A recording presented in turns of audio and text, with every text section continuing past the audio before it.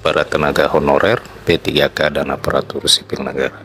Video kali ini kita akan membahas terkait dengan rencana pemerintah dalam rangka penyelesaian dan penataan tenaga honorer di Indonesia.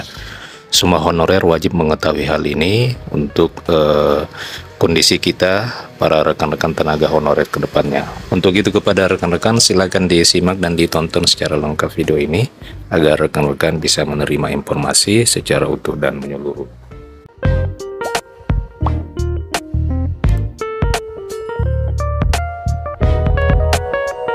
Rekan-rekan sekalian, Menteri Pendayagunaan Aparatur Negara dan Reformasi Birokrasi Abdullah Azwar Anas tengah menyiapkan rencana konkret terkait dengan formula penanganan tenaga honorer.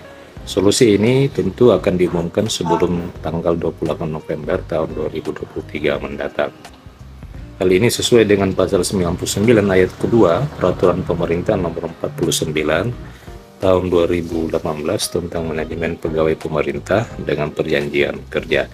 Peraturan pemerintah tersebut, rekan-rekan, itu memandatkan penghapusan tenaga honorer, baik itu di instansi pemerintah pusat maupun honorer di instansi daerah.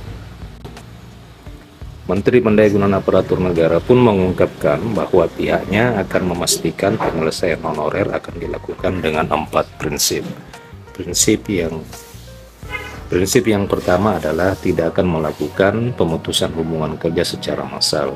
Yakni perencanaan pertama dari pemerintah adalah menghindari adanya PHK massal bagi para tenaga honorer. Kemudian yang kedua adalah tidak akan menambah anggaran pemerintah. Selanjutnya, rekan-rekan sekalian, komitmen untuk tidak menambah beban fiskal yang signifikan bagi pemerintah. Hal tersebut oleh karena kemampuan ekonomi di setiap pemerintah daerah tentu berbeda-beda antara satu dengan yang lainnya, sehingga penataan tenaga non-aparatur sipil negara ini diharapkan tidak akan membebani anggaran pemerintah. Kemudian yang ketiga adalah tidak menurunkan pendapatan para tenaga honorer. Menurut Menteri Pendayagunaan Aparatur Negara, selama ini tenaga honorer telah memberikan kontribusi yang sangat signifikan terhadap pemerintahan. Sehingga oleh karena itu haruslah diupayakan agar pendapatan atau gaji tenaga non-aparatur sipil negara ini tidak menurun akibat adanya kebijakan penataan tenaga honorer ini. Kemudian yang keempat adalah tetap dalam koridor Undang-Undang Aparatur Sipil Negara. Rekan-rekan sekalian, Menteri Pendayagunaan Aparatur Negara menyebutkan bahwa pihaknya akan menyusun formula agar sesuai dengan aturan atau regulasi yang berlaku.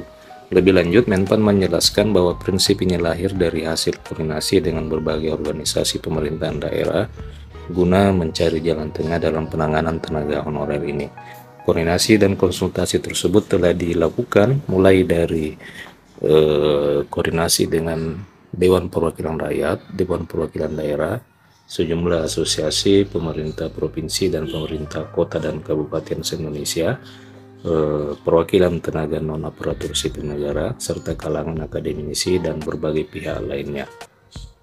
Terkait dengan formula ketentuan, pastinya kini sedang dibahas bersama seluruh pemangku kepentingan sebelum nantinya ditetapkan oleh pemerintah.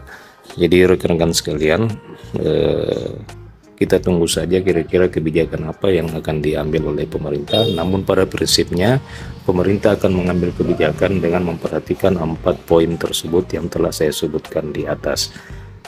Rekan-rekan sekalian, demikian informasi pada video kali ini. Terima kasih telah menyaksikan. Sampai jumpa di video berikutnya.